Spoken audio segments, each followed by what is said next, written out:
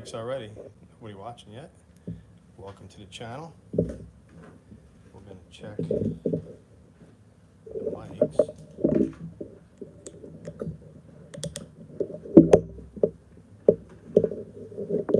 All right, give me a mic check. Microphone check, A, B, C, D, E, F. Is this thing on? Holly Jolly. Sound like a champ. Sound like a champ. All right, we got a couple people chiming into the channel.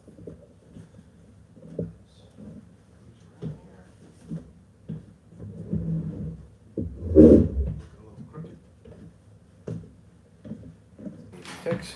I think we're looking pretty good.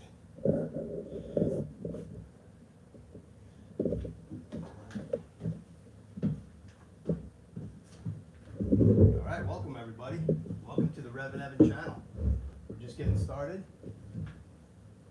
We'll let the action build up for a second. We got the handy dandy laptop. We're gonna do our best to follow along.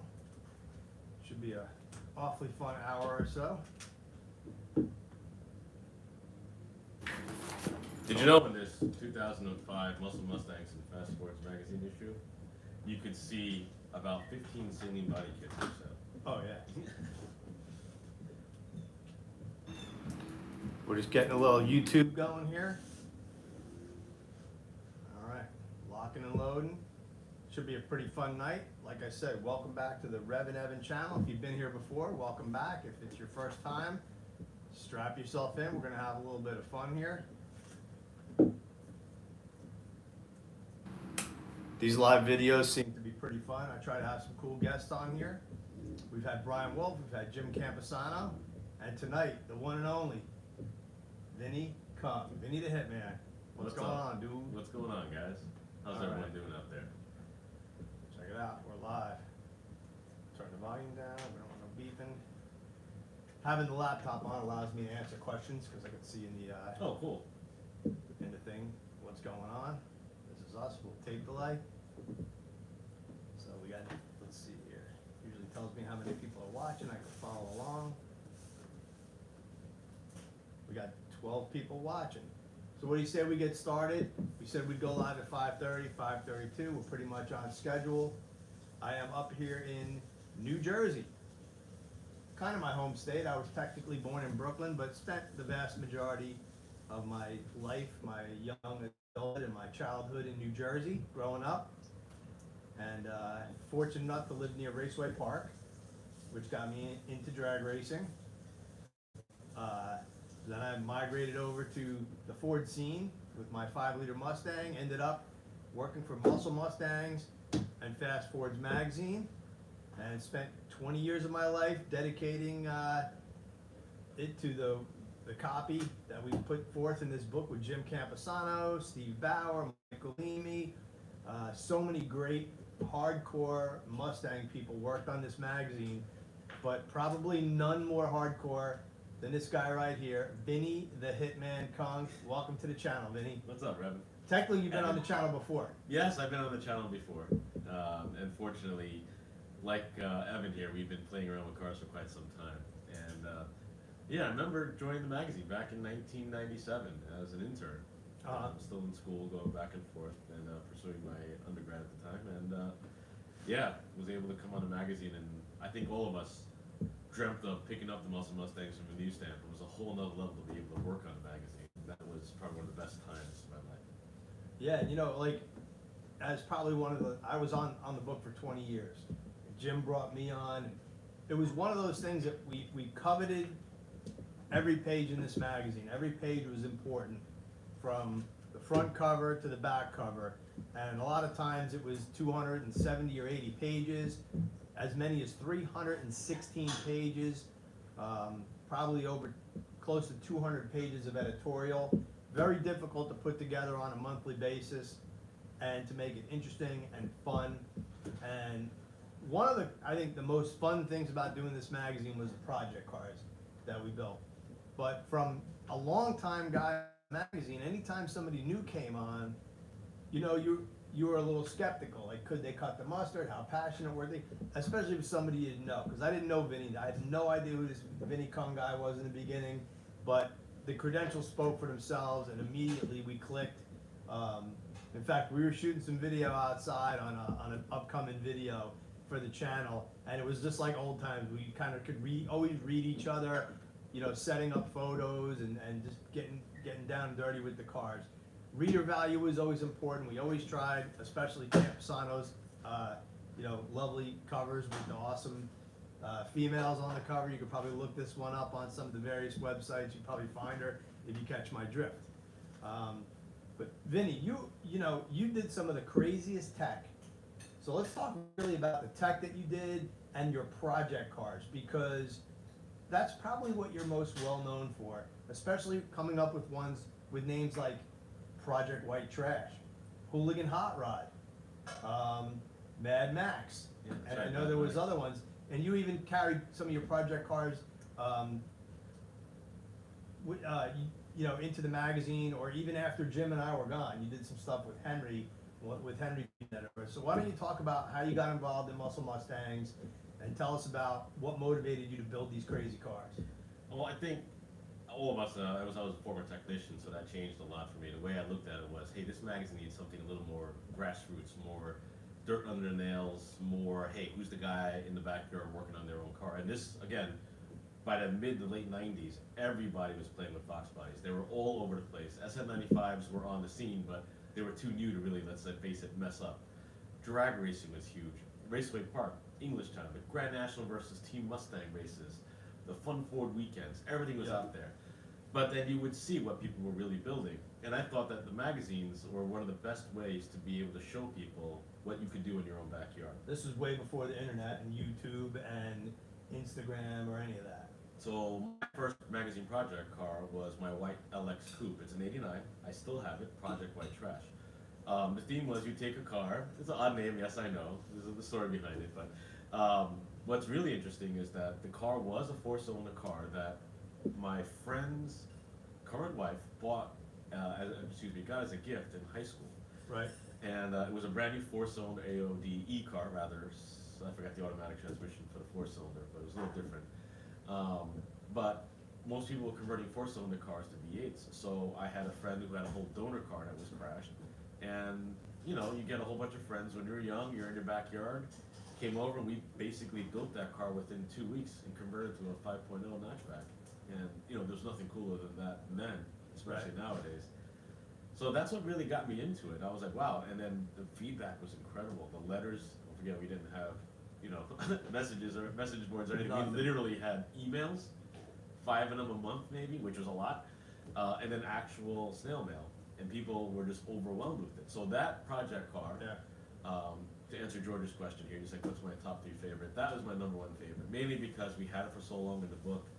It was the car that cut my teeth on the magazine. And as we kept on going, the car evolved, right? We started making it look great with bodywork. We had a Kenny Brown suspension, rest in peace. We had bare brakes in it. We had just really great stuff with that car. So that's my #1 most favorite project car. Well, you also took the car to a lot of events, so we always made sure that our project cars showed up places. Whether it was Project Stalker being raced in NHRA, your car going to Fun Ford weekends, or local car shows, or the autocrosses, where people could actually see the cars run. And that was something I think that all of the editors on Muscle Mustangs really did. I mean, Jim won a Fun Ford event in his Mustang. Steve Bauer did a bunch of autocross and his drag raced a ton of his cars. Very Galimi, of course, running a bunch of his Mustangs. That was part, you know, Heddenberg, of course, John Heddenberg. So that was something we always did. I'm gonna pop in on you, Vinny, and we got a couple questions here. The first one is from A. Lilly, and we have the question that says, is that Hooligan Hot Rod in the thumbnail? Yes. That series in MM and FF made me obsess over building a Turbo Fox when I was a kid. Now I'm in my 30s and still haven't phoned one. So the influence of Muscle Mustangs and guys like yourself are still going strong. And then we have Matt M. Of all the cars you've tested in modern over the years, which one would you say is your hands down favorite?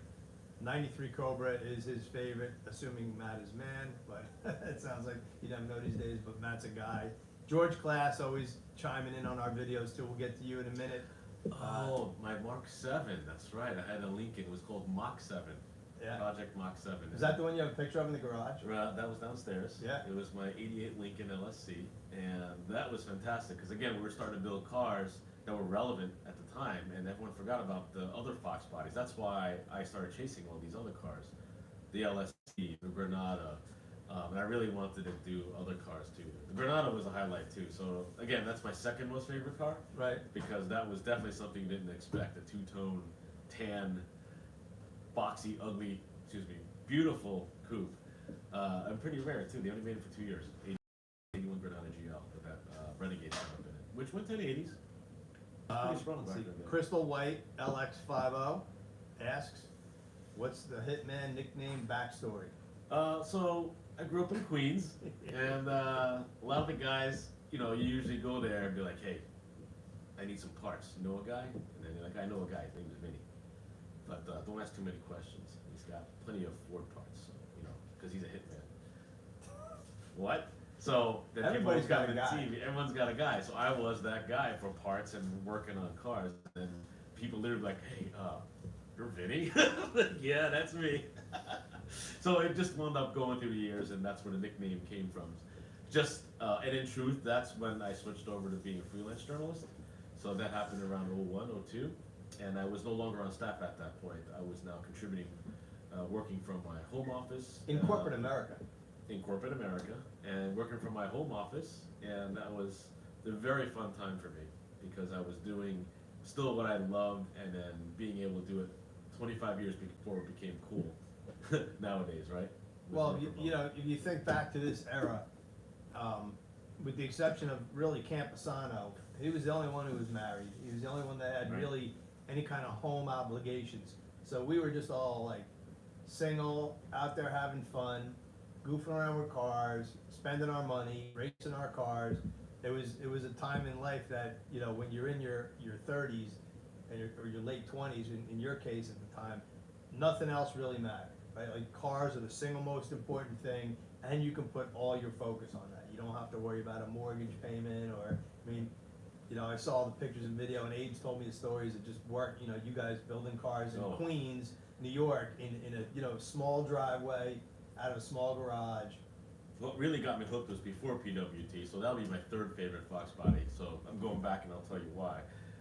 When I got the job in the magazine, all of my friends couldn't believe it. Holy cow, you're writing stuff, and they would read and see my byline. And I'll tell you, as a journalist,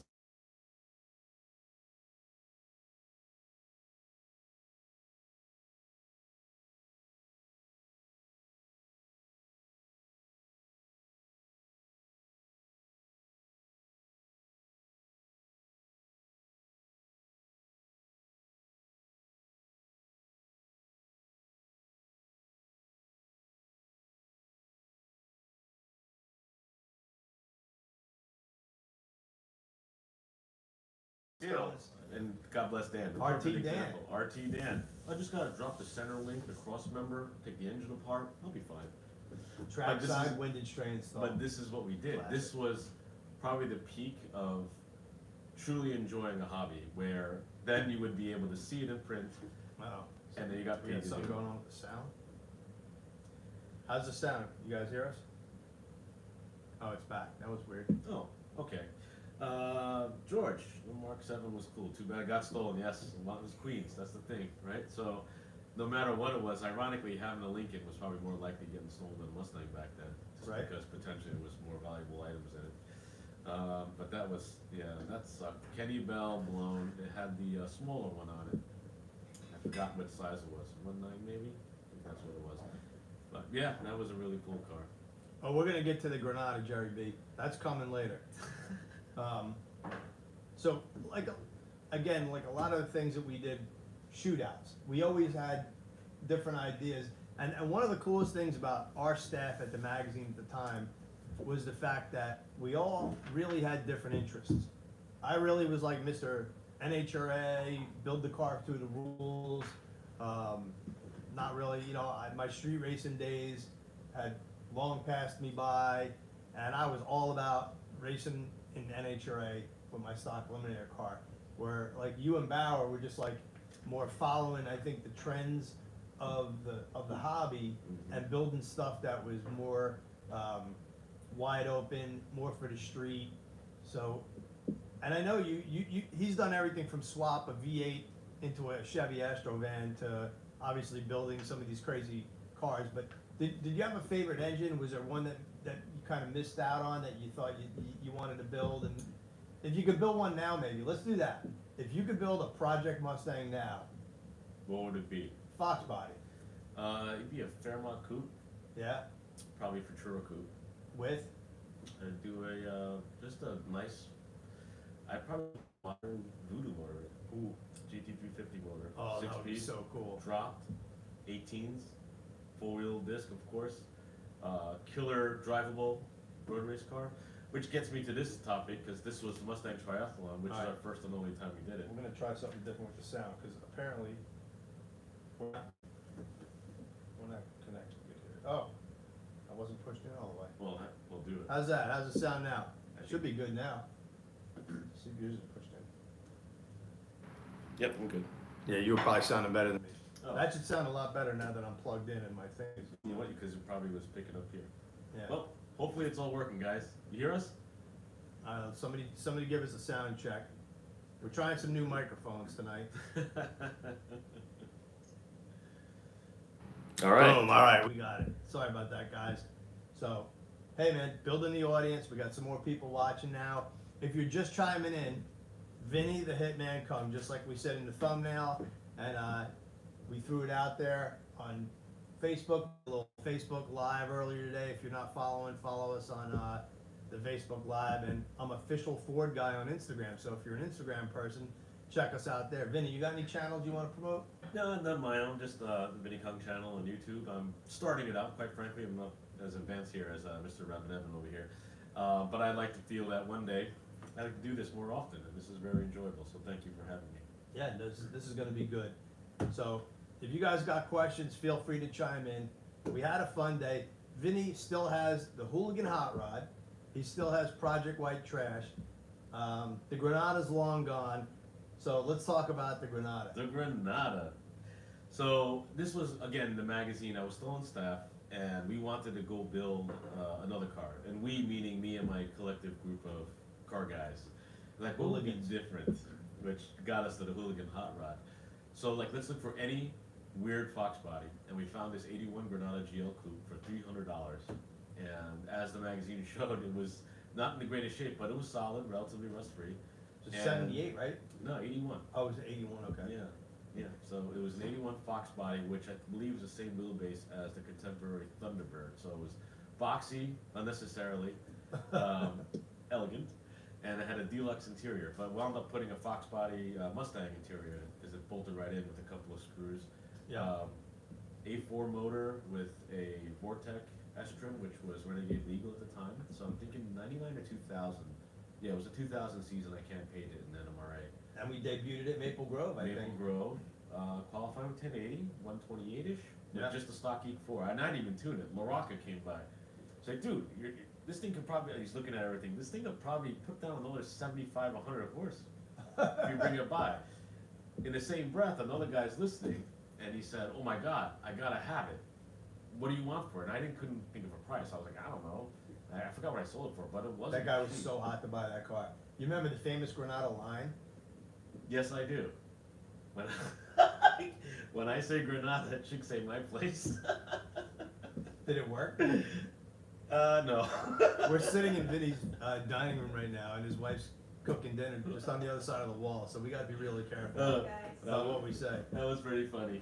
But, you know, he wasn't married at the time, so Yeah. I don't even know that you were dating at the time. No, We were dating Mustangs. Yeah, that's Really all all we we did cared was. about. I mean, like when you're young and you have all the time in the world and like you love playing with cars, and that's why I love car culture, because no matter what car you're into, and if you're really into it, you get to spend so much time zoning in on what you love. Just do it, man. Just have fun. And then for us, we get to write about it, which is the coolest thing. Yeah, this was definitely the best job in the world, and I'm thankful to still be able to write for car magazines and have a YouTube channel. And I try to make this channel basically like Muscle Mustangs come into life. And you follow a lot of things we do, which I know you follow the channel as well. So let's go through some of these magazines. You got Project White Trash, you got the Hooligan Hot Rod, and We got a whole bunch of stuff in here. This was a theme of the Mustang Triathlon, so I was getting at before. Bauer and I, we loved cars that handled, accelerated well, and do everything. So this triathlon was basically at English Town. We run it down the drag strip, we take your car and then autocross and see which one was better, and then do everything from brake testing and so forth. So the full, true performance envelope. Didn't we drive the cars too? I And think? we drove every one. We drove the cars. Didn't we have like off-brands to compete? We had a Lincoln, we had a Mark 7, Yep. and I think we had was it a Turbo Trans Am? I think there was. Yeah, we had a Turbo TA there for some reason. I had one too, love that car.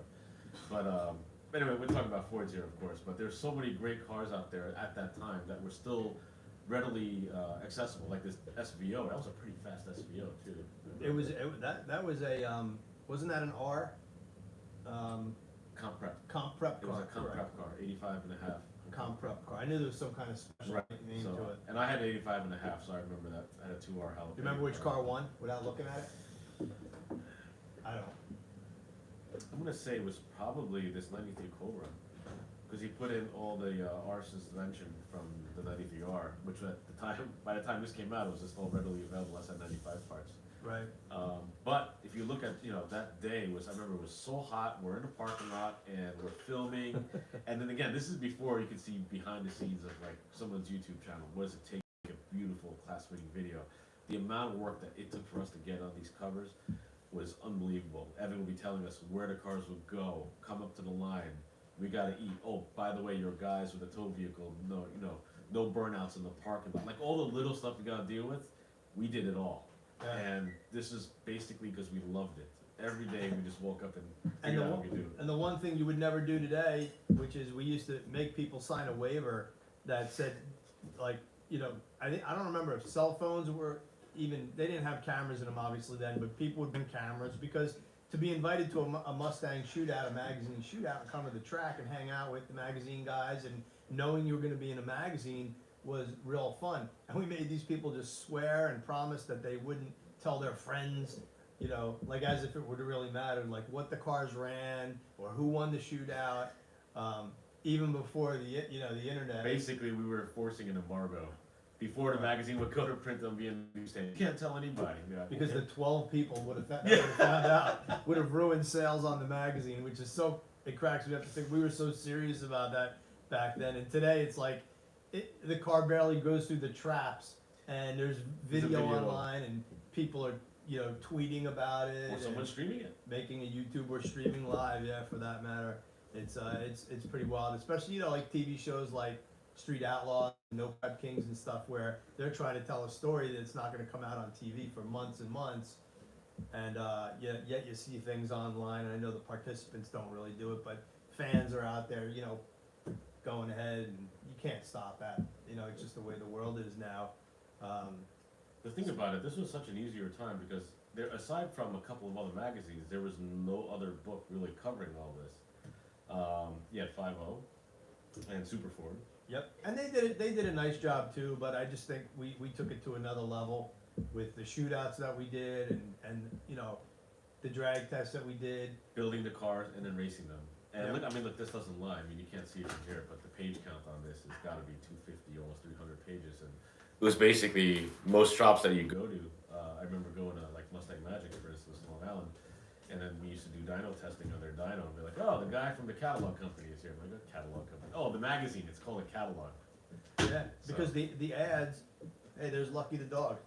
What's up, dog? The That's my dog. there she goes. There he goes.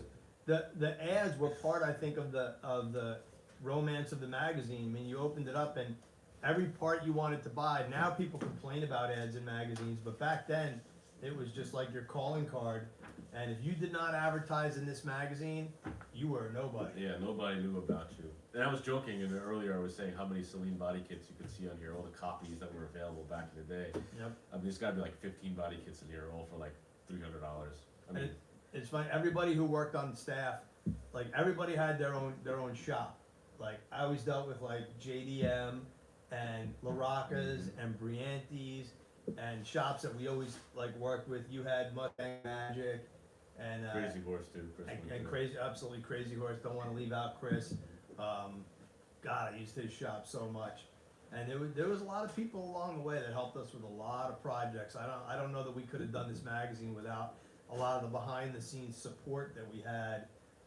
People giving up free labor and helping us build cars, doing things that we just weren't capable of doing. I mean, as a mechanic and a fabricator, you could pretty much handle everything.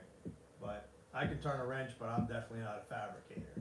Yeah, but it's not just all fabrication. I mean, like, for us to be able to do all the things that we did, you know, luckily we had a good network of the shops, of the advertisers Yeah. that would always help us with product. And everyone thinks of the glamorous side. Oh, all you get is a bunch of free parts, and you get shops to install it in your store. It's like, no, it's a lot more involved than that. Yeah, nothing is truly free. No, nothing. If somebody gives you an intake manifold, they expect a tenfold return on said part. You're giving back, and there were times where the parts didn't work right, and now you had to figure out, you know, how to make it right. And we never really lied or bullshitted. It was more just, did we install it correctly? Is the tune-up right? Is that part correct for the engine? Because manufacturers always wanted to give us the biggest, baddest part, the biggest blower. But then we had to find a car that it would work on, or you know, it was tough to do that sometimes. And some companies were pretty unscrupulous too. There was a company that gave us a sheet metal intake manifold. That company is no longer in business, so we can say whatever we can say now. But we installed it on a reader's car, had it tuned at a shop. We donated our time, and imagine how much work that went into it, because it wasn't just like plug and play like nowadays with a nice aftermarket intake. Yeah. It was truly like a one-off deal. You had to, you need an injector adapter, this fuel rail is different, this, that, and the other, fuel fittings. So we did it for a reader's car, and then the manufacturer called back a week later, we need it back for SEMA. I'm like, well, I can't give it to you back, it's no longer mine. I didn't take it as a journalist, I gave it to a reader. So could you imagine that? We had to go back to the reader and then beg the shop that installed to undo the installation to help this manufacturer get it in time for display at a show, which unfortunately didn't matter because they eventually were no longer around. But that just tells you what kind of silly stuff we used to go through. Yeah, we did a hood on the Lightning project truck that we had at one point. It was like a Ram Air twin nostril hood, and it looked gorgeous. It was incredible. The thing killed like 100 horsepower. It just didn't work. Oh, because it couldn't breathe. It couldn't breathe. Yeah. And we ended up taking the stuff off because it looked so cool. It was the coolest twin nostril right at the lip, but I think the airbox design just didn't work properly. And again, back then, most companies did not own a chassis dyno where they could test their own parts. Yeah, Today, it gets vetted out immediately. Parts are so much better than they were from the standpoint of you pretty much know they're going to work. Companies they're going to get bashed on the internet if they put out a part that doesn't work. So I think from a reader or a car owner standpoint, you're somewhat better off today. But that's what we did. We tested these parts so that people didn't have to. Yeah, but nowadays there's no excuses. You get a part in your door, it pretty much has to work, which I guess we could say we kind of helped make that happen, because the validation of our testing got rid of a lot of, let's face it, not just bad advertising that was in the book. Not to say that there was any, but like if there was one, we found out. But a lot of myths were dispelled, which was the big one. That was the best and most satisfying part. All right, George Class has a question. Because you both owned Stone Pony, your thoughts? Oh, Stone Pony, the black 94 Mustang GT 5.0 car. I believe when I bought it from you, it was converted to an automatic, right? Correct, we put an AOD in it. But it had a pretty choppy cam. The converter was tight. I remember it was a little lurchy. I'm trying to remember. We converted, Chris Winter converted that car to the updated Mass Air with the earlier, what's the computer? A9L computer. Well, you went back to an E4. Yeah, we went back to an E4 with that car, which really made it drive a lot nicer, but it was a difficult tune on that car. Those 94, 95s, there was something about that computer that just didn't work great. But thoughts on that car? I bought that car, I think I bought that car from Ken Mealy, from Yo Ken. Whoa. If I remember correctly, I bought that car from Kenny. It was a beautiful car, just a nice black 5-speed GT that drove really nice. It was the 94, 95s. While I was never in love with the body style, they drove a lot nicer than, the 87 and 93s. They just were softer riding. You had a much more modern interior, nicer seats. That was my first experience owning an SN95, and we did a top end kit on that motor, and I forget what it ran ET wise, but we picked up about a second and a half in the quarter mile. And I do remember when we went to the automatic, we lost like no ET, and obviously I built it to bracket race it, which I Right. never really bracket raced it that much because I was really racing Project Stocker at the time. But it was just a nice, clean driving car, kind of built around the style of the times. So after I bought it, I don't think I put it in the magazine. I intended to make like a resurgence or comeback of Stone Pony, but I recall I did two big things. I converted back to manual. Yep. All right. So my biggest thing was converting back to manual, put a T45 back into it. Didn't blow it up because he wasn't driving it, and I put a blower on it. And I think I may have actually went backwards in cam, so it would run right. Probably. Yeah. I probably had an E303 or similar Yeah, thing, something like knowing that. me. I probably put in a really mild camera, maybe went back to the old school B303. And then I drove for a little bit, and a buddy of mine bought it. That car's still around. Is it really? Yeah, it's that we ran to Vin and did a Google search, and some guy bought it and still uses it to this day as his show car. It's beautiful. It's even better condition than what he would have had. So, but that, as far as like between like how that car would have been, I guess that car had my fingerprints all over it. Right. It was a manual car. Drove well. It was lowered, and I put a blower on it, and it was a fun weekend toy car that you could still daily drive. And then I bought a car from you. Okay, this should be good. You bought an '87 LX from me. Right? So that car was Project Handler. Yep. Yep, I remember. What year was that thing? 88 or something like that? Yeah, so 87 or 88. I don't think it was 89 because I remember being older than my. That car was whooped. That car was beat. Not on you. It just had No, a it lot was, of miles and on it it. had a lot of miles. It was somebody's daily driver, a 505 speed LX hatch. And the first thing I did, as expected, handling and braking, I put SM95 spindles on it, 5-lug conversion all around. Yep. And I forgot what suspension I put into it. Nothing crazy. But then you took it to the next level. You did a whole bunch of stuff to it. Yeah, we did. Chris Winter rebuilt the engine, and we did 306, I believe. This is one of my favorite builds as far as engines. I think for any project car we ever did. We did. First of all, we're trying some new mics tonight, so I apologize if we're not 100% spot on with the sound. But if somebody could give us another sound check, because somebody said that the mics weren't working, but I think we're looking pretty good now because my thing is blinking when I talk. So if somebody could chime in with a mic check. But so that was a 306 with an ECAM or equivalent from Lunati or something like that.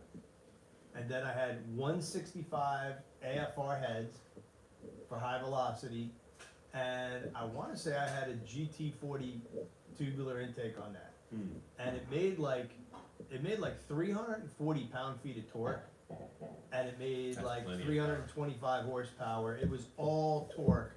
Thanks, Randy. Appreciate that. It made but the tip-in throttle response, you probably drove it after. The tip-in throttle response Night and was day. amazing in Yeah. that car. And that car didn't have a whole lot in it, like, as far as it was a pretty light car, as most hatchbacks, Well, we as probably an ripped the LX. air conditioning out of it or something. Yeah, I think all of us forget about how great it is just to have a great running naturally aspirated motor that's free of stumbles, always has torque right there. That's a lot of it's in cam profile too, and a good intake manifold. Well, that car was such a street car, and we kind of really built it for like autocrossing. So I wanted really snappy tip-in throttle response. I never planned on changing the computer out of it, so I knew that I had to be all in by say like 6,200 RPM because it was never going to rev higher than that. And that thing was just a beast when you stopped on the throttle. It was a beast for 92 Would it make it? or whatever. It made like 325 horse and 340 torque at the wheels. But in a 3,000 pound car, Yeah, that was pretty fun. probably 2000, 01, 02. It was early 2000s. Somewhere in there. Yeah, somewhere around there. And then my buddy painted it. My buddy Ed painted the car for us, so it was red. I don't remember. I'm trying to remember what wheels we had on it. But then I sold that car. Some guy, same kind of thing. Some guy contacted us. He followed me to Englishtown one day and literally was like, "I gotta have You gotta this have a car." car. Like, There's definitely something to owning a magazine project car that's special. I still own Project Stalker. You still have 2 of your cars. There's just something special about a car that you've seen in the magazine, and people go nuts over it. We're getting ready to put Project Stalker back together, so we'll see That's gonna be if I awesome. get hit up for that car. Get that car back on the track, just to make a run at least, or just.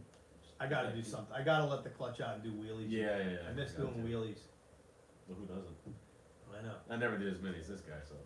All right, you talk about that. I'm gonna see if I can find out who won this shootout, cause now I'm curious. So Hooligan Hot Rod, we talked about it. So this was the issue that it was in. It was in March '05, and at this point the car was being built up. And ultimately got this car to go 1080s, as I mentioned. And this was probably my most fun street car. But I do remember with the completely stock motor, how many head gaskets I blew, all the usual stuff that we all went through. And eventually, I think after that 1080 run, I went back around 2 months later to run it again and blew the second motor up. Yeah, that's PWT. Yep, Project White Trash. Yeah, what a great car. We blew up a lot of parts along the way, but it was all in like, it wasn't like hooligan, like, you know, YouTube put a brick on the gas pedal. It was, we were just we've really done that. trying to go fast, and a lot of times with, you know, parts that maybe like we were pushing beyond the limit. We had one of our supercharger advertisers give us a project car of theirs, and I was in the car with you when we blew it up. Which one? It was a black SM95. It was it Vortex or? I don't remember. I remember clearly, we blew the transmission back of all places Oh. on the return road, right? On where? At E-Town, on the return road, or just in the Yeah, I parking think lot? you might be right. That might have been one of the many T5, T45s that spent its last day Can't keep track. spinning properly under the command of myself. Can't keep track. Cause remember we had the Paxton flame car? I don't remember. All I remember was this That car was on the the December ~01 cover, and with the 2 models, one of my favorite covers that Campy did. It was a red SN95 with a Paxton, and we had that car for like a year or 2 Oh, really? to do stuff with it. Yeah, in fact, Great cars. I think Heddenberg hated the roll cage in it, so he took a sawzall and cut the front part of it out. Whoa. Yeah, and then he won a race in that car. Former intern Jill Caliendo, now McKenna, won a race in that car. Thing went like 12-0 with like 128. Yeah, I think It was like stupid speed, but it didn't ET a lot of that power, great. just couldn't get to the ground. Yeah. I remember it was like the other thing about that project car that we wound up driving was that you never ever remove a rear sway bar from the Mustang. Because remember No. that one car Oh, was yeah. cork over, it was just like ridiculous. George Class, are you talking about hot handler? You get extra points if you remember what wheels were on that car. So it was waffle stars. That's the Oh soft my God. that's a soft 5-spoke 16-inch wheel with the center cap that also bubbled. Yeah, I remember that. And then Mark Wilson chiming in. That's Mark Wilson from Ford. Oh, cool. You know Mark. Yeah. T5 Slayer. That's I it saw right Mark there. a couple weeks ago. He did a great video with me on 93 Cobras. Ugh, love him. Yep. Definitely. And I made sure that I texted him today because he said I have to text him when I'm doing live videos. So I texted him as soon as you said you were going on, Sweet. which was good. Man, just the fun times that we had, Vinny, it's just unbelievable. And we're still playing with cars today. Yeah, and I think it's a different type of playing, right? So we still have our cars, and the big thing that I look for these days is probably even further now, like cars that handle well, brake well, and I think it was too easy, especially back then. It was all relative. You had no other car with airbags around you or any safety nannies whatsoever. So you can, of course, build a 400 horsepower Fox body, which was a lot back then, and they'd be barely controllable, but it was cool. But now I actually want to stop too. I want to be able to take a turn without falling off a cliff. So that's why I continue loving, obviously, Fox bodies, but they have to have, for me, a higher quality build. And I think that we're seeing that a lot in the industry right now, where people are building Fox bodies again, because different age groups are now playing with it, and I think it's really good to have younger people play with them and look at them very differently than how we looked at them. Yeah, and obviously, in addition to, you have cars like the Foxzilla. I don't know if you've been following that build, which is like the a Godzilla max car. effort Yeah. Fox body. It's basically a shell of a Fox body around a modern race car with a Godzilla. Yeah. and I think it has a Whipple on it maybe, or a turbo, or it's definitely power add or forced induction setup. I mean, it's slammed to the ground. You can probably Google it if you're watching this. Foxzilla. I know my buddy Billy Johnson's involved with the build, and it'll be at SEMA, I'm sure, next year, and they're out there already doing autocrosses and things like that with it, which is a ton of fun. Sick. But I think the Fox body thing for me now has become a nostalgia thing, because other than racing one on the quarter mile, or if I had one to race, if I was going road racing, there's a lot, the newer stuff is just too hard to beat. I mean, you've driven them all, whether it's an S550 or an S197. It's so far advanced compared to a Fox body that unless you're desperate to road race a Fox body, which would probably be for nostalgic reasons, you really wouldn't build one for a competitive racing class. But to just drive one, and I actually drove a near stock one the other day, and it just brought back all those emotions again. The touch points, the way you could shut your eyes in a Fox body, that kind of like spongy feeling of the steering wheel, and the clickety click of the shifter, and the way that clutch cable felt, especially when it got a little wear on it. Like all those little things that you didn't even think about back then. The way that the tack would kind of lag a little when you revved it. Like all those things are now nostalgic, and it was like, oh my God, I remember all these things. I think Campy said it best back in the day, which still holds true. These cars have become the '69 Camaro of the previous generation. Yeah. So, they were plentiful, there were so many made, but in the past few years, look what the values have been going. Oh, it's crazy. So, Let's talk about that. Yeah, I mean, this is where I love, because I love, the collector car side of things and investing in these cars. If you look at everything for coupes especially, and I've had offers on my coupe just because it's a coupe, and I'm like, people don't even know it's, former magazine project cars. Like, oh, that's the cleanest LX coupe I've ever seen. I was like, well, actually, it's mine, and I don't intend to sell it.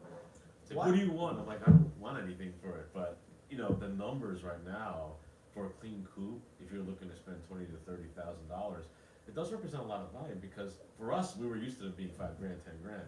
But if you, again, going to saying earlier, DUI is looking into the whole hobby. It's like, oh, well, 20, 30 grand, what else am I gonna buy? Yep. George Class chiming in, the way the door closes.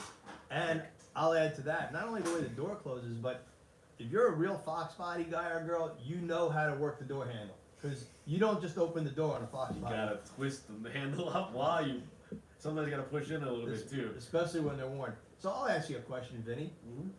Since you're talking about coupes and things like that,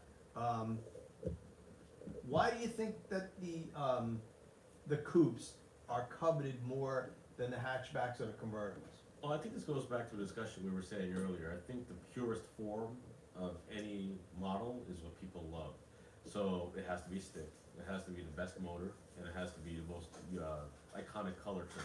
And the coupe just basically does it all, right? I mean, we used to even love them back in the day. We used to do the coupe editions. Yeah. King Kong coupes, I remember that. Remember that? There's like a picture of a big gorilla next to an LX coupe, and it was just a picture of the back of the car, not the front on the cover. Right. So that tells you that coupes were always the purest, because they were always the quickest from the factory, they're the most unusual shape, because they were not very common, believe it or not. Unless they were four cylinders, and you see them on college campuses everywhere, which is the biggest irony. Least expensive. Least expensive. Well, and let's face it, from 87 to 90, really 86 to 93, or even 85, if you want to go back to that, a 5-liter stick 308 coupe was going to be the fastest car. And then, I don't know if it carried through all the way up till 93, but you could get AC delete and radio delete. I don't know if you can get heater delete. But no, that would, towards the end, you're right, they started making some things mandatory, but I can't remember exactly. And like Ed Holmberg ordered one, I think his even has vinyl seats. Oh yeah. So not that the vinyl Ristocross is lighter per se, but it certainly probably was cheaper. So that would have been the most pure drag racer, lightest car. And my buddy Seth had a 308 coupe that I ran 13s in bone stock without even doing like the 10-minute tune-up. We might have done like the timing on it, but it did not have a short belt. It was still with the gator backs, and that was one of the quickest bone stock ones, because most of them were mid-14s. My car ran 1464 before I started doing the 10-minute tune-up and stuff, and then I whittled it down. But you know, you're right. They were the lightest. But because those cars are so light on the back, a lot of people like Tony DeFeo ordered the hatchback because of the big piece of glass, and mine was a hatchback as well. I like the hatchback because made it really easy for me to bring slicks and a jack and everything I like to bring to the track with me. But so, and I like personally I like the look of the hatchback LX better than the coupe, for me personally. But I think most people do dig the coupe better. And the convertible, you got to be a convertible person, and you got to be a die-hard convertible person to want to own a Fox body convertible, because let's face it, they're pretty tweaked at this point. Most of them. I've had a few of them, and even super low mile mint condition convertibles just get soft and flexy. You know how that feeling goes. So Ed's actually watching the video. I didn't even realize he was on here. Hey Ed, what's going on all the way from Winnipeg, Manitoba, Canada? So he says he tried to delete the heater, which I don't know why you'd want to delete the heater living in Manitoba, but you're a little bit crazy. So we got an Amber Heard comment on here. That's pretty good. Checking in on some of the comments. Mark Wilson had a question before, I thought. Yeah, he also got one here. We'll go back here. Somebody else was asking. Yeah, third gen F bodies and Foxes are going through the roof. But again, this is like the time for them, right? Like now you're in that sweet spot. They were made for so long. They were always in American culture. Now people can afford them. Well, for now. Mark Wilson is my go-to guy at Ford Performance, and I thank him so much for jumping in on these and answering a lot of questions. It's pretty cool to have people from Ford watching these videos and answering questions. So he says you could still get a stripper until '93. That's a bare bones car, not a stripper. But yeah, I went there. All right. Let's see. That you guys consider the iconic.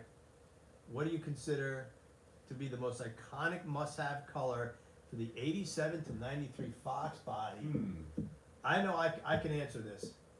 Well, it depends on the body style. I think it had to have been based on like a convertible. Yes. Or It's a coupe or a hatch. Color is so subjective, right? Like you're just, your own opinion. For me, the '87 to '93, and I'm not a GT guy. I'm an LX50 guy, but an all-black GT with the red belt line stripe. Maybe because that's the car that was in a lot of the ads and the commercials, but to me that was always like the quintessential one. But the regatta blue, like my LX, I mean, forget about it, right, Lucky? Forget about it. Yeah, iconic is kind of hard to say because they came in so many different colors. My favorite, I believe, when it came out in '92 was titanium frost metallic on a GT with the gray bottom. Right. That was unbelievable. I think all LX coupes should be either all white or jet black. No, I know, because mine is white too, but I had to try. But I think like a simple LX black coupe, 505 speed with a gray or even red interior. That's one car you can do it with. I like Bimini blue. Was it emerald green with the silver bottom on the GT? Yes, 91 to 93. Yeah, the titanium bottom on the GTs. Yeah, that did it. Almost any color on that. And then Mark will know the color, or you probably will too, because you're like a catalog in your head. Like 92 or 93, what was the strawberry color? I believe it was shared with the Lincoln LSC, so it could have been wild strawberry metallic. I think that's what it was. That color was stunning. Yeah. If you're watching, drop a comment. Tell us what you think your favorite color is, because we want to know. Your thoughts on the 5-liter Caprice, 85 to 86? Absolutely my favorite. It has to be silver with the gray bottom, RS, 5.0 of course, 5-speed. You get the halo seats.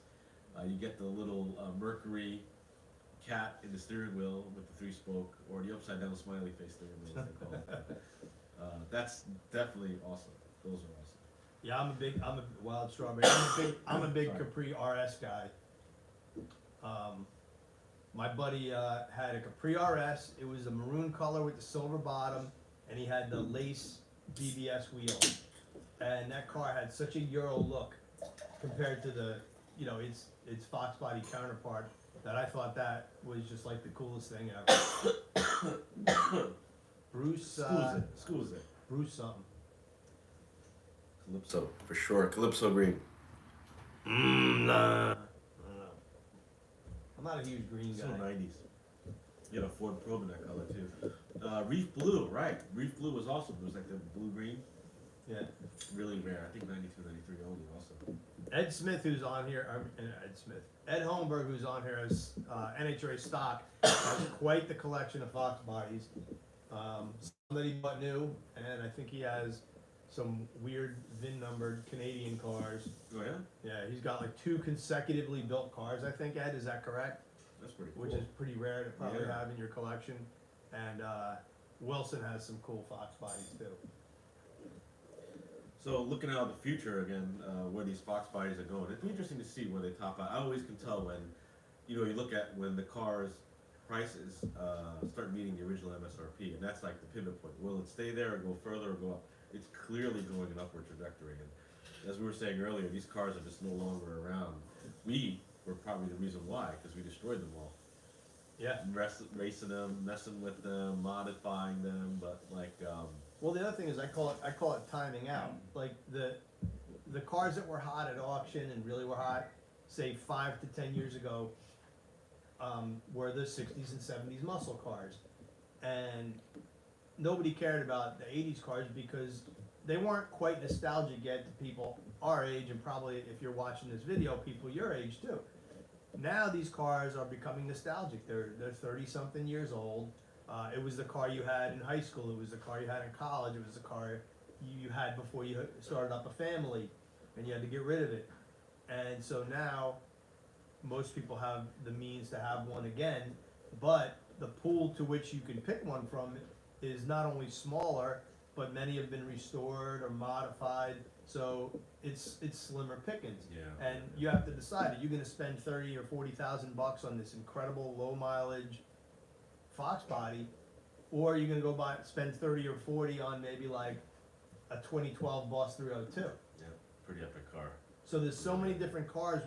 The Fox bodies are accelerating in price, and they're starting to match.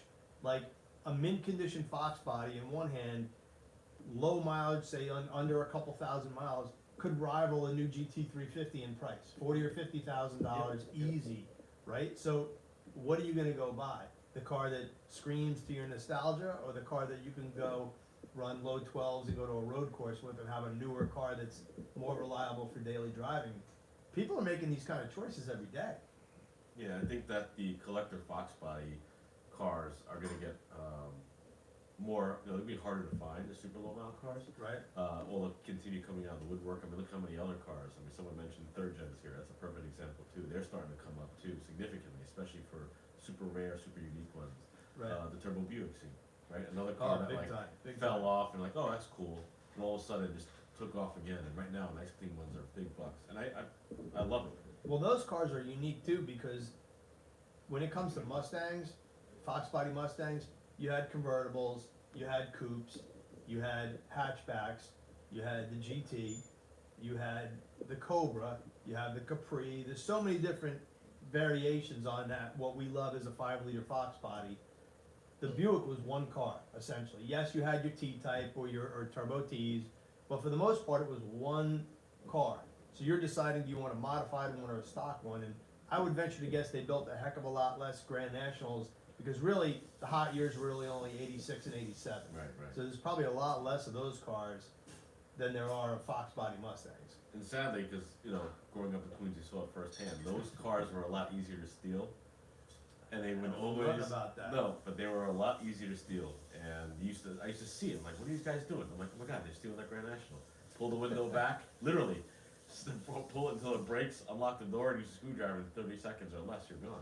Yeah, and So- any window out of any G body Yeah, always with flex. would flex or fit back in the car. You could go get one from a junk or Monte Carlo, Yeah, exactly. or a Skylark or anything to replace those parts. They were pretty plentiful. Yeah, and I also get into my nerd zone with the Turbo Buicks, because I've had a few of those too. And I really enjoyed them. They just don't drive as good, ironically, as a Fox body. Vinny's nerd zone is so deep. Nah, I got You have so much knowledge. No, that's not knowledge. It's just I think everybody, when you get into something, you just get really interested. You just want to learn. Hopefully you keep most of it. And Dude, you don't one of keep as much. within like the first 3 weeks on the job, you were quoting like the tire size on like a '68 VW Bug. Oh yeah, I was a total airhead. Can you still do it? Probably 180, no 165, 80, 15. Yeah, okay, I understand that. Anyway, that's when they went radial, but like obviously the bias plies before that, some of them were white wall. And they used to wear weird because you got IRS or a swing axle in their axle. But anyway. Nerd zone. Yes, exactly. 89 Turbo TA, a proper chassis for the 3.8. Yes. So I had a T-top leather car, and that car was the best application of that engine. And we talked about it when we did that triathlon, how the Turbo TA probably was surprisingly the best out-of-the-box handling car. Granted, automatic killed it, but the Turbo Buick motor was really, really strong and torquey. Remember, very torquey. That was such a fantastic time for cars because they were really just coming back into their own. After the 10-12 year layoff, say between like 1972 and 1984, like the 84 Mustang, 84 Camaro, Monte SS, the Corvette, they were just starting to build a tiny little bit of momentum. Yeah. But, like the supercar, like Lamborghinis, that type of stuff was unobtainium, but that's what we read about, right? Those were the fast cars of the time, and you'd have never in a million years imagined that, the basic American Mustang or Camaro would ever be able to rival those cars, but now it's essentially never stopped. The cars have continued. There was a couple of years like '96 with the 2-valve Mustang where I would say we went backwards a little bit, but for the most part, right? Like performance has never slowed down since the mid-'80s. Right. It's continued to get better. I look at it like this. It's amazing what molecule of gasoline could produce. And you go buy any new car these days. Look at the GT500. Look at any of the European cars that can produce 5, 6, 700 horsepower from basically the same energy source, right? We all go to the gas station, buy the best highest octane we can. And how that brand turns that energy source into motive power is just so fascinating to me. And then you look back, right? Like my Eldorado, it's a 500 cubic inch, Right. 8.2 liter V8, it's a 75 Eldo, and it makes 190 horsepower stock. And I could sit there and modify, you can do all this stuff, but that's what was available back then. There was a deep in the smog era. But you're right, that whole era, when all these cars started coming back and people learned how to make power from the same energy source, I guess you could say, into beautiful noises and great power. We're in an unbelievable sweet zone. But I'm worried, I think we all are, what's going to happen in the next few years with conventional internal combustion engines. It's going to be an interesting time.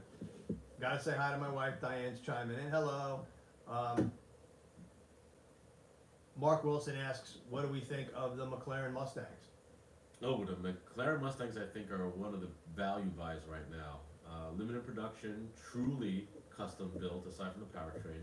I think that the ASC McLaren Mustang, the Capris, remember, we can't forget those two, are some of the most interesting cars that were hand built. I mean, you don't get that anymore.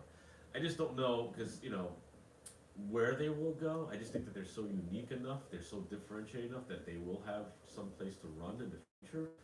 But I don't think it's going to hit the original Celine or SA10 territory as far as I'm concerned. But it's going to be one of the cars right there. I have an interesting did you know. Sure. So I found this out like 2 weeks ago when I was hanging out with Mark Wilson. So on the McLaren convertibles how the windshield is laid back. Oh yeah. Do you know how they did that? Yeah. They just bent it down. They just bent the things back. If anybody didn't know that, Mark Wilson told me that. Yep. They literally put it in a jig and bent the windshield frame, and then had a new windshield ready to go Exactly. in. They literally just bent the frame back. It's That's crazy, right? Like, could you imagine them doing that now? They would have to have engineering studies, and it would be laser-guided missiles, hitting it at a perfect spot. Back then, it was just like, we need a different look. Let's just bend the window frame back. They bent the back so it matched to I believe, the Mercedes 560 SEL roof, the two-seat Roadster, the R107. You're looking at me like I know the answer. Anyway, that's the top that they shared, I believe, and it would have to fit the same angle, so that's what the limit was to bend it down. I think like 5-6 inches. Let's pretty see. silly. One quick GT chiming in, favorite color, 93 teal Cobra, wild strawberry, emerald green.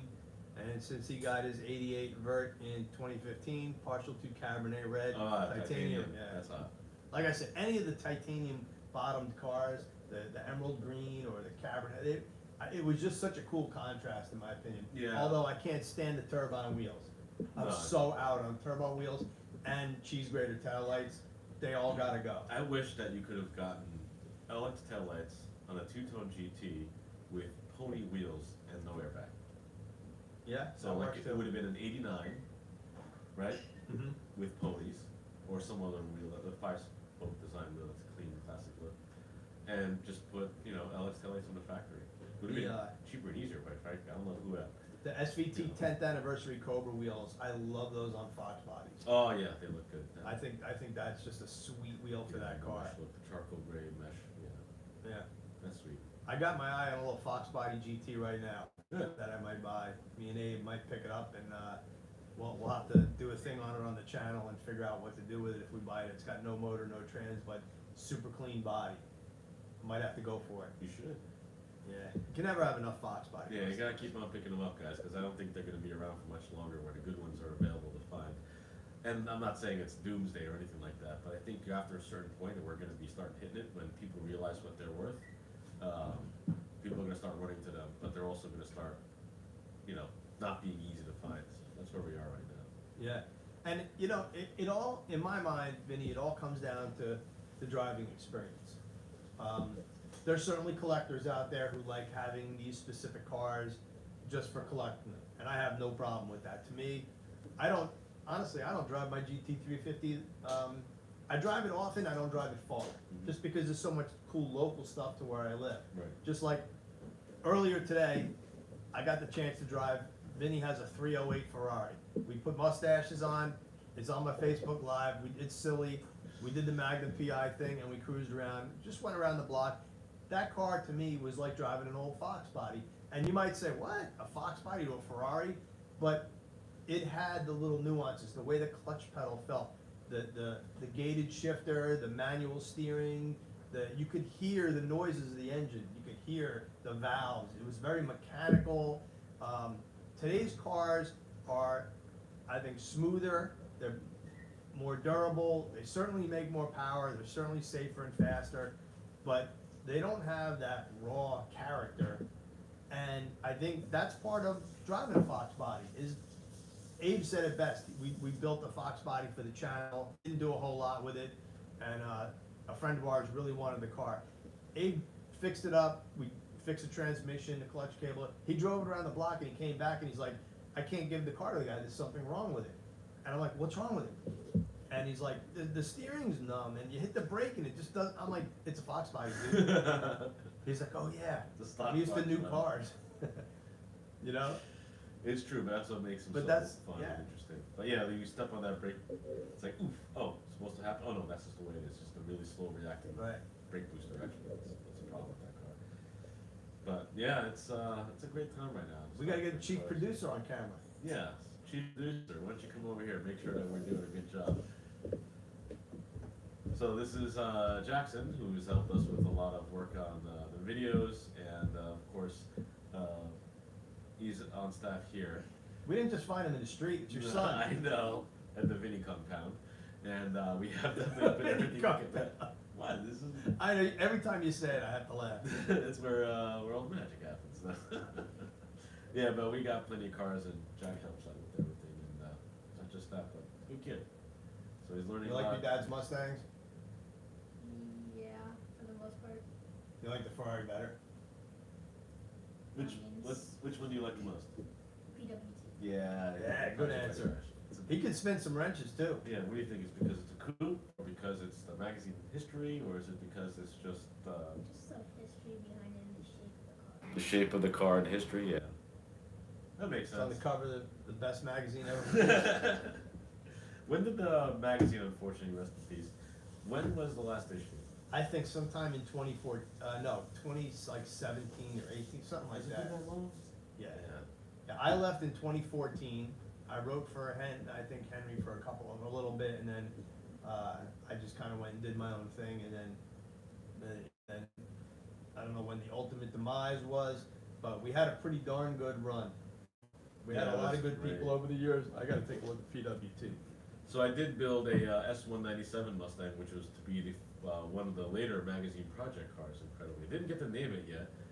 It's 2011 track pack, or rather back then it was the Brembo brake pack car. Right. And we turned it into a AER, American Endurance Racer car. So we had a full cage in it and everything like that. And then unfortunately, I was still contributing when I could. The magazine went under, so we never get that car into print. So it's too bad. Yeah. Speaking of cool stuff, like as I'm flipping through just some of the neat stuff we did, is Boss 302 versus a Fox body versus a 99 GT or a power improved 260 horse. We just anything we could think of to go down the track, and any opportunity we had to go drag racing is what we just went there and just did it. So we were in Englishtown that day, and I remember Boss driving. 302. I drove that Boss 302, the first Boss 302 my entire life. This coveted motor and everything, and I got to drive it, and it felt like a monster. I just remember going for that close ratio 4-speed, and it was an incredible car, and it went 15-1. I remember. I remembered when I ran in it, but I'm old now, and it was a long time ago. You have to look at the magazine. Well, You dip your glasses down. my memory's still good because I was gonna say 1470 something, and it's 1472. So a Boss 302, and I think that car only had a 350 gear in it. If you had a It was Boss dead. 302 with like 456s, it probably would have went like low 13s. I mean low 14s, but. Yeah, I'm not making excuses. I was trying to be respectful, definitely. But yeah, I only got a 15-1 out of it. But once you came out of the hole and bogged down and just, secondaries opened up, you go and start banging some gears. The transmission shifted really well. And I remember the ruckus. Oh, yeah. From that, again, talking about the visceral sensation of everything. But that car was just, was really iconic. And how could you not want a Boss 302 to try that? Original one, 70. But the Me Fox and Vinnie always had fun challenges as far as who could drive the car better. We always used to bang gears and kind of. There was definitely a little. I wouldn't call it a rivalry, but we always wanted to it was outdo fun. each other just to have some fun. And whether But it he was, always stole the ice, so the intake was always colder when he got the gun. Who's bitter about I don't know what that? you're talking about. I don't know what you're Go ahead, talking you about. can take it next. I'm like, dude, you just ran. How am I Dude, gonna you just beat- made 17 runs. Yeah, how am I gonna beat that? There's no ice left. The ice is gone. You killed the clutch. The tires are bald. You shot your cover with this huge burnout. It's 4 o'clock in the afternoon and the sun's beating on the track all day. Yeah. But do you remember I might have taken the advantage on that. the '95 Cobra R from Ford? I was just gonna bring that up. You So and we I just were think alike. driving back and forth Oh, that yeah. car, back to back. Ford gave it was a press car, and it was one of the 2 internal cars, right? Yeah, which was eventually stolen. There's Yeah, only one left. never found. So that car, we Is running around with our signatures under the back seat. we Then signed it with a Sharpie underneath the rear floor pan, our respective times, and we were within hundreds. I was really close. I can't remember. I was in mid-13s, right? Oh, it's mid-12s, excuse me. Mid-12s, right? That car. That no, I can tell you exactly. The story was so. We tested that. We tested a different car, is the one we had for the magazine. Then Coletti had me go to Detroit because he was certain the car could go 12s, and not a single magazine produced a 12-second Right, time. right. So he flew me, and Camposano flew me to Detroit, and on a hot, crappy day, but I did borrow some drag slicks. We ended up getting the car to go 12s at like 105 or whatever it was. We got like a 1280 or 1290 out of it on literally the last run of the day. We then got a second press car at some other point, because I believe I remember signing the 12-second run under the back seat. And you were like 1305 or something, 1315 maybe. I have a picture of it somewhere, of our signatures. So the picture exists. Really? Yeah, I have the picture of it, and I'll have to find that. But then that car got stolen, and then so I think the original car that we tested is in the Roush Museum. So that's the other one of 2. One of 2 that were the press cars. So it was 252 Cobra R's in reality, yeah. not 250 as average. So I don't know if it was 252 if the 2 were press cars or if they took 2 out of the run. It probably was 252. They were prototypes or Yeah. whatever, press cars. Mark Wilson, what is the answer on that? Because Mark will know. I wish, but I think people want everything now. Oh, they're talking about. This is a great question from Michelle. Oh, hey Michelle, what's going on? Hey guys, do you feel that print magazines will make a comeback? I miss having a tangible book I can reference. Still reading my MM and FF collection and wishing I had some new issues. Well, I can answer that, go ahead. but you can too. It's gonna be tough, and it's for one simple reason, advertising. These, in, paper was cheap when we did this. It was very inexpensive, and we even didn't buy expensive paper, but there was a lot of it. Paper costs and printing costs are absolutely astronomical. So about an issue of about 5,000 magazines costs about $5,000 to print. 5,000 magazines. It's like very expensive to print these. So if you're not, in say times 6 or 12 for say a yearly run, even say a bi-monthly magazine, a year of printing 5,000 copies, which isn't a lot of copies of a magazine, is, you know, you're talking 30 grand. So if you're not generating, now you have to pay an editor, an ad person, a publishing, you know, a layout person, an artist. So if you're not making $20,000 or $30,000 an issue, which you have to do on your advertising, it doesn't make sense to even do it. And don't forget, we still haven't talked about the distribution. Yep. Right? So we're talking like publishing, warehousing of the books, the cataloging, and then getting them back afterwards. I mean, this is the back end business that we're all familiar with, but Yep. this is, and I would love to have more tangible magazines. I get it, and I think many other magazines Road Track went quarterly before they were, you know, no longer around, but they wound up trying. It's really hard nowadays. I think compared to this 15 years ago, this probably is 1/10 of what it cost today to produce a similar magazine, just based on the paper and looking at this. Looks nice. And then in addition to that, so the company we work for at one point had as many as probably 40 to 50 titles, Yeah. maybe more. So you have a giant infrastructure, and you're buying paper, you're buying a lot of paper, so you're gonna get it at a way reduced rate. I'm currently involved in Drag Racing Edge magazine, a print magazine that I'm involved with, done 6 or 7 issues, and it's very difficult because we're not, you know, we don't have 15 magazines where we're buying paper in bulk. We're buying one run's worth, and you're getting charged maximum dollars for it. And here's another trivia point. When you see this, it's called a perfect bound magazine. This almost costs twice as much to put together and send out than a regular staple type magazine or fold over.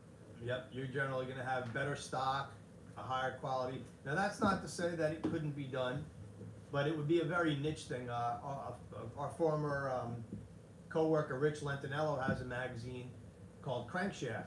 That's a quarterly magazine. It's absolutely stunning paper, really nice photography and writing. But Rich will tell you how tough it is, and he's doing it only 4 issues a year. Sick the Magazine is another new publication. So there are new publications, but it's a tough climate. Advertisers, they don't want to buy print. I mean, whether they don't believe in it anymore, whether they think they could do it themselves online to promote their own products.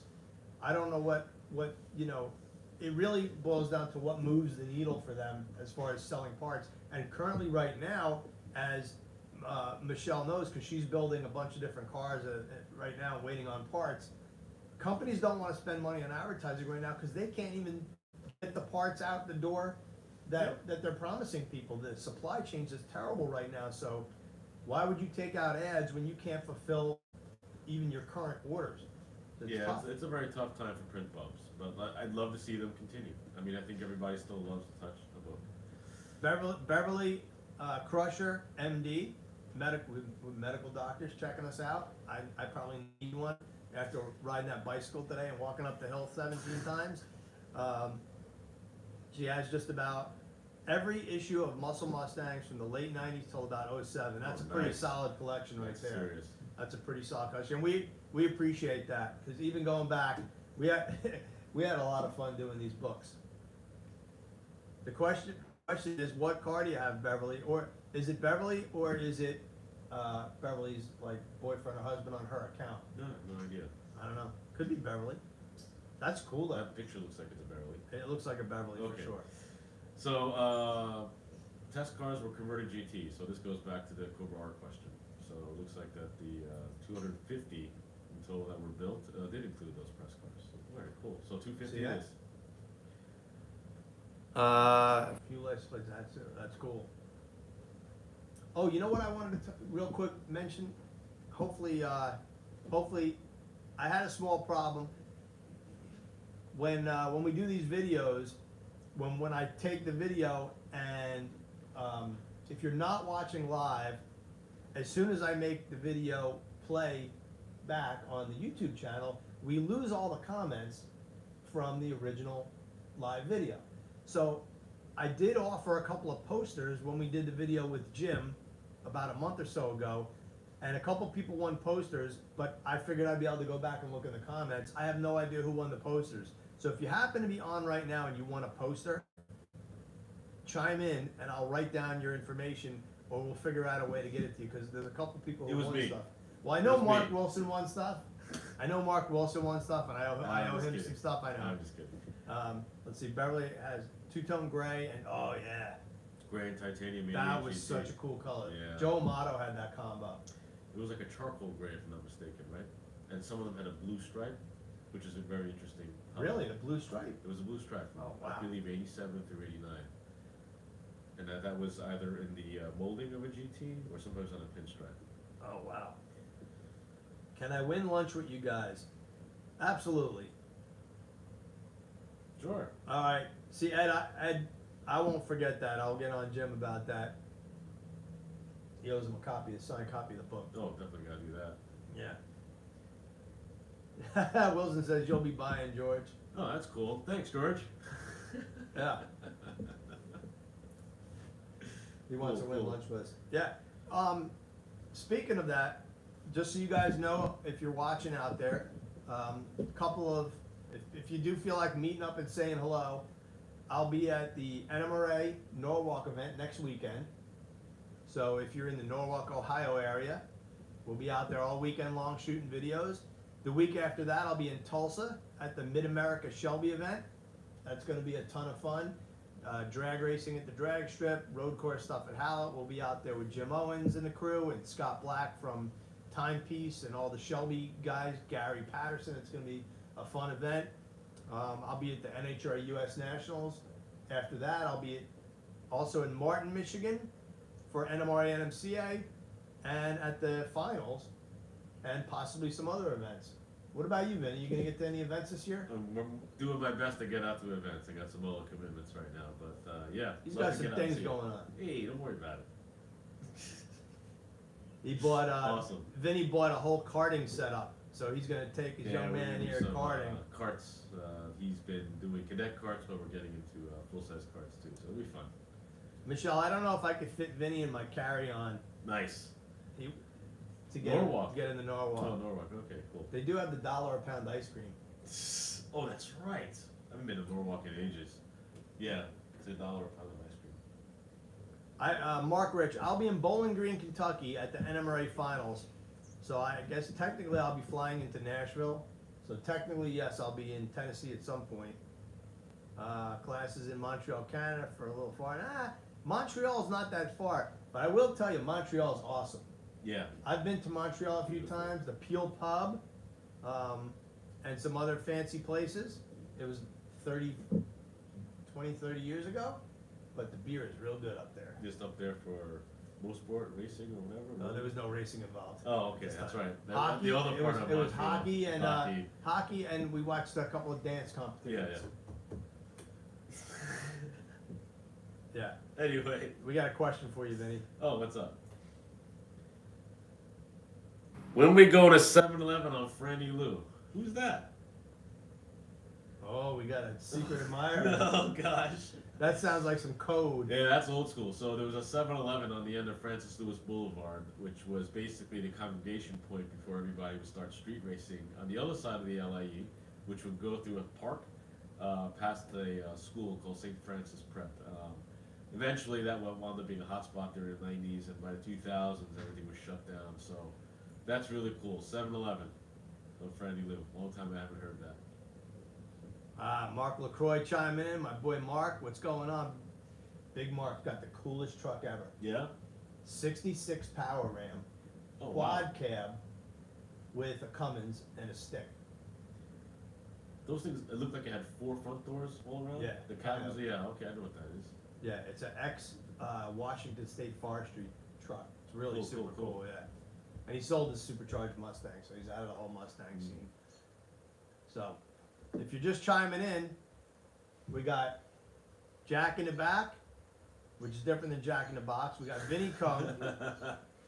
This guy's gonna be the up and coming kart racer. Vinnie bought a whole bunch of go-karts. We're talking the full on race karts, shifter karts, or you're gonna throw yourself back in the racing mix. Yeah, that'd be great. He's got some Fox body Mustangs he's still playing with, including 2 of the original Muscle Mustangs and Fast Fords project cars.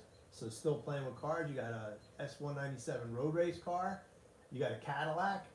You're living the life, man. Yeah, I made it. I got a caddy.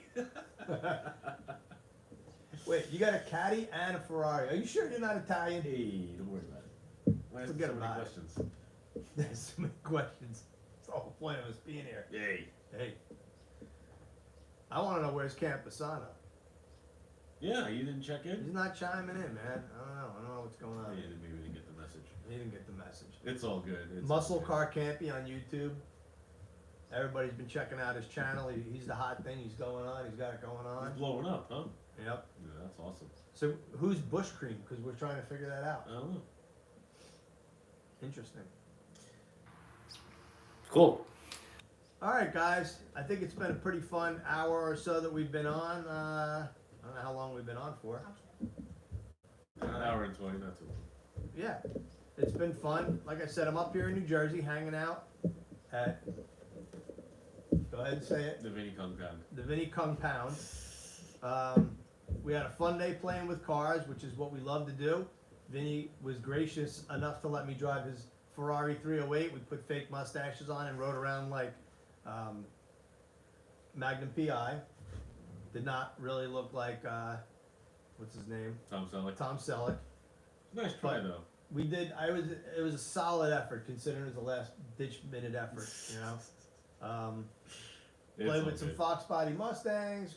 Vinnie cooked us up some nice steaks, and I'm gonna be heading back to Florida tomorrow, getting my gear ready, and heading to Ohio for some $1 a pound ice cream at Norwalk Summit Motorsports Park. And I'm thinking about getting some racers together while I'm out there and creating I'll do a YouTube live or Facebook live down the pound challenge. Of ice cream eating? Yeah, who can down the pound fastest? So a bunch of car guys would eat ice cream? I don't think you'll have a problem. No, but I think we'll try to raise some money for a charity or something and see who could down the pound, because we all love ice cream. I know Yeah, I do. but somebody's But gonna eating be it paying fast. for that. That's the whole point. See who can They eat gotta- the fastest. Yeah, then an hour later it's gonna be painful. Not my problem. Not my problem. You know, we'll make For them good sign the waiver. cause. We'll make them sign the waiver. That's true. Now you have to do a waiver. It happens. What's the worst? You get a little lactose situation? Yeah, just a little bit. All right, guys. So that's a wrap. That's a show. We've had a great time. Special thanks to our producer Jack, my main man Vinnie Kung, one of my great friends. Parts flying all over the place. We all appreciate everybody who read Muscle Mustangs over the years. It what got us here. It's what really keeps us playing with cars. We're having fun out there. I hope you guys are too. I'm sure you've already subscribed if you're watching the show today.